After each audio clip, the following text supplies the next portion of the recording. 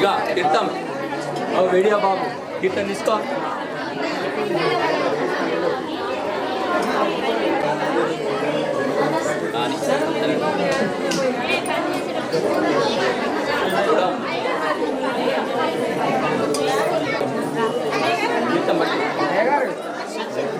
తీర్థం తీసుకున్నాక నాకు చేస్తారు.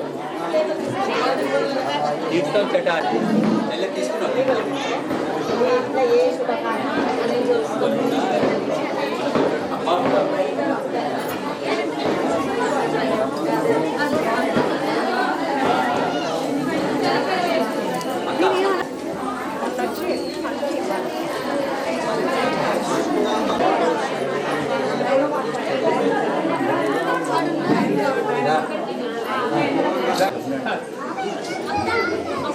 కదా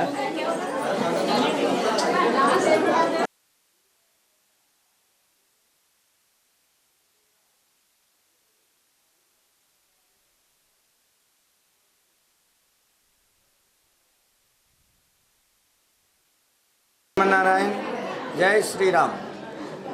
అయోధ్యలో బాలరాముడి ప్రతిష్టా కార్యక్రమాన్ని ఈరోజు పురస్కరించుకుని మన దేవాలయంలో ఉదయం 6 గంటల నుండి పూజా కార్యక్రమాలు ఆరంభమయ్యాయి.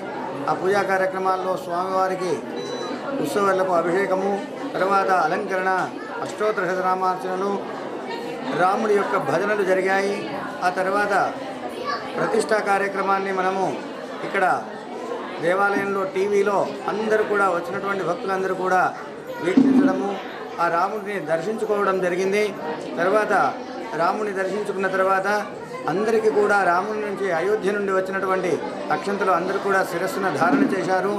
తర్వాత అందరికీ కూడా భోజన సదుపాయం ఏర్పాటు చేయడం జరిగింది. అందరూ కూడా భోజనాలు చేసి ఆ రాముడిని ప్రత్యక్షంగా చూసినటువంటి అక్కడ అయోధ్యలో ఉండి ప్రత్యక్షంగా చూసినటువంటి అనుభూతిని పొంది అందరూ కూడా సుఖ సంతోషాలతో ఉండాలని భగవంతుడి ప్రార్థన చేస్తున్నాం. జై శ్రీమన్నారాయణ.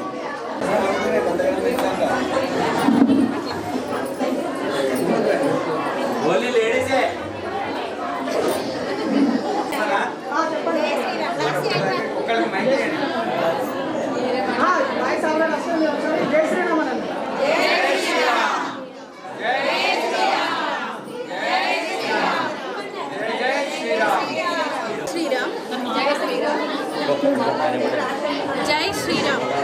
మనకి పున్నమి రోజు మాత్రమే వెన్నెల కనబడుతుంది, పండగ రోజు మాత్రమే పండగ వాతావరణం కనబడుతుంది. కానీ మన హిందువులందరికీ కూడా 500 ఏళ్ళుగా కంటున్న కళ ఈ రోజుతోటి జనవరి 22న 12:20 నుంచి 12:45కు ఆ శుభముహూర్తం అనేది ఈరోజు దేశమంతటా కూడా వ్యాప్తి చెందింది. బాలరామచంద్రుడు అనేవాడు మనం చూస్తున్న కళ ఎదురొచ్చి మన ఇంట్లో ప్రతి ఒక్కరి ఇంట్లో కూడా రామనవమి లాగా రాముని ప్రతిష్టాపన సందర్భంగా ప్రతి ఇంట్లో కూడా పండగ వాతావరణం నెలకొల్పుతుంది.